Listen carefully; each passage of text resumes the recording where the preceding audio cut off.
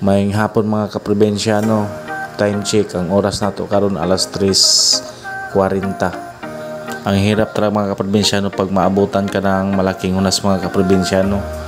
Ayun, naglalakad kami kasi hindi na makatakbo yung bangka na sasakyan namin papunta doon sa malalim-lalim na tubig mga kaprobensyano para yung sinasakyan namin na bangka lulutang siya.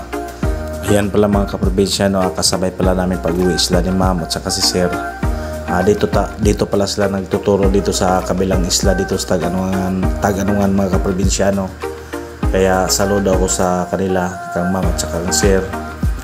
Ayan po, shout out pala sa driver namin na si kuya. Maganda yung manubila niya. Ayan. Kaya yung mga kasama ko, yung dalawa, si Daniel tapos si Reggie. Kaya shout out sa mga dalawa kong kasama. Tapos mga kaprobensyano, napansin ko pala yung 5 estudyante na tumawid sila papuntang kabilang isla. Ayun, malakas-lakas pa man yung ulan mga kaprobensyano, tapos medyo malalim din doon. Kaya baka mahirapan sila. Ayun pala, shout out pala sa dalawang nakasakay sa bangka. Mag-iingat po kayo kuya kasi medyo malakas-lakas yung ulan. Kaya ayun mga kaprobensyano, nandito tayo nakaupo sa makina ni kuya.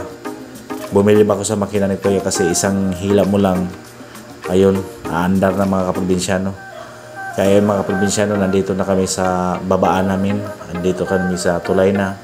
Ayun po, shout out pala sa mga guro natin, kahit maulan tumatawid pa rin sila doon papunta doon sa kabilang isla para makapagturo lang sa mga bata.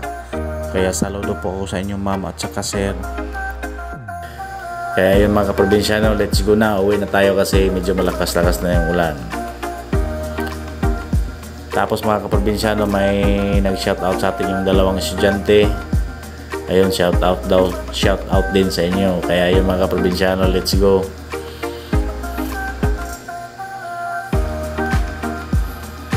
Ayan mga kaprobensyano, nandito na kami sa sinasakyan namin ng L3.